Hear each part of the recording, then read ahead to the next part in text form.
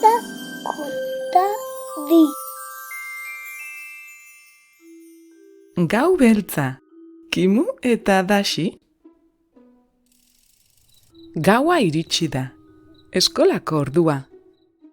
Gau hau bada berezia, gau beltzako ospakizuna.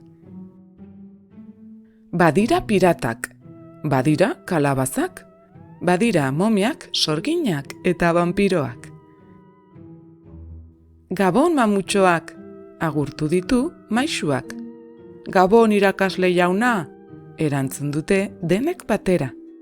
Gaur txangoa egingo dugu, esan du irakasleak. Ongi! Gela bete dute urrak eta txaloak. Eta noragoaz? Jakin nahi du bitxor. Sustoak ematera! Hau bai gau divertigarria! Oiukatu dute denek. Gustora ari dira gure mamutxoak basoan. Elene lehena, Kimu azkena. Eta bidean direla, txistu bat entzun du Kimuk bere atzean. Eta Kimu ikusmina buelta eman behar. Bere aurrean, gezi bat. Ze adierazten du seinale horrek? Galdetu du bere bururako. Lagunak aldendu dira, baina Kimuk badu ikusnaia. Beraz, gezia jarraitu du. Gezia ondoren beste gezia. Eta gezia ondoren beste gezia. Baina nora doa gure Kimu txikia? Hau bai misterioa.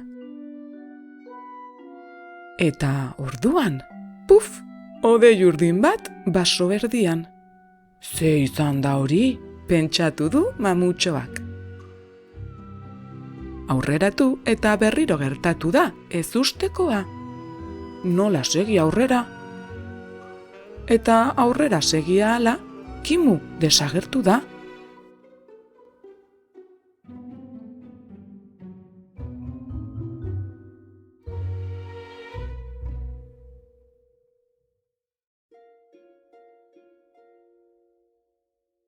Baina nun nago?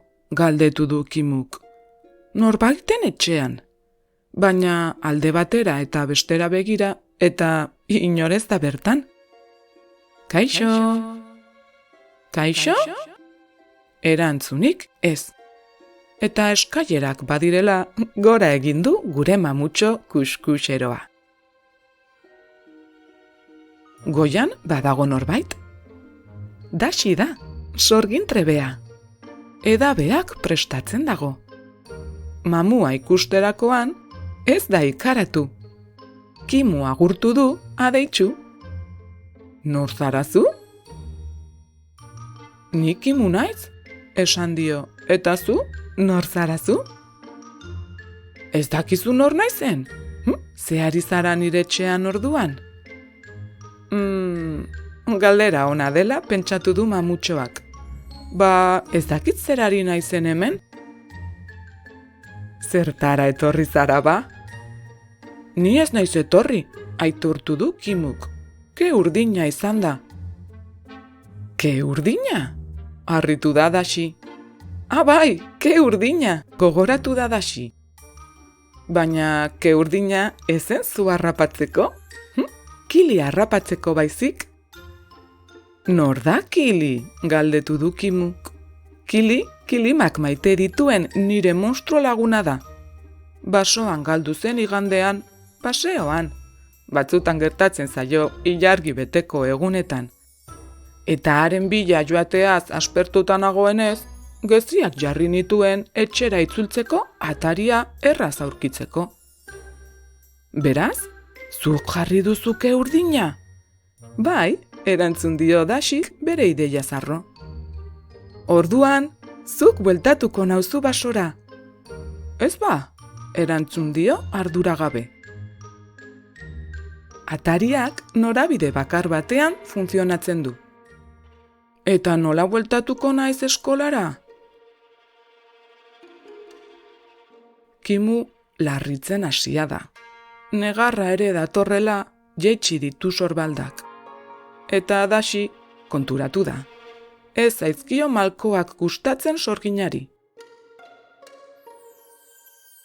Lasai lagunduko dizut, eta bidean zuk ni lagunduko nauzu.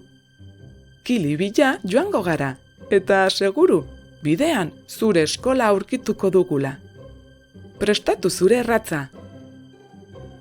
Nik ez dut erratzik, baina mamua naiz eta egan egiten dut. Are hobeto, goazen! Basoa zeharkatzen ari dira bizkor. Gaua denez, kandela hartu du Kimuk. Daxi oihuka doa. Kili! Kili! Minutu gutxi barru, marru ikaragarria aitu da. Kili da, gosetuta. Ze jaten du zure monstruo lagunak? Galdetu du Kimuk kezkati. Barazki laranjak, erantzun dio sorginak. Kimuk arnas hartu du lasai. Ai, barazki laranjak, barazki laranjak, pentsatu du Kimuk alai.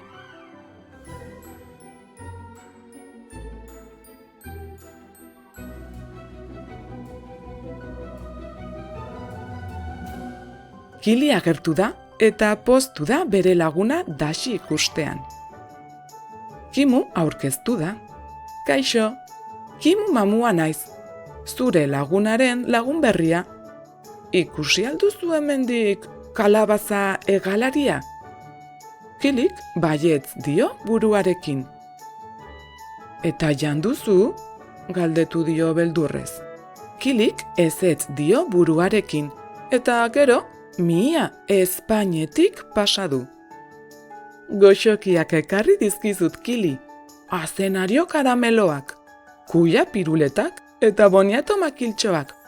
Zure gogokoenak.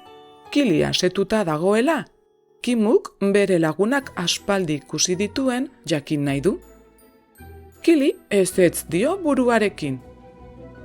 Orduan, sudurra lurrera eraman eta usaintzen hasi da. Segituan badu norabidea.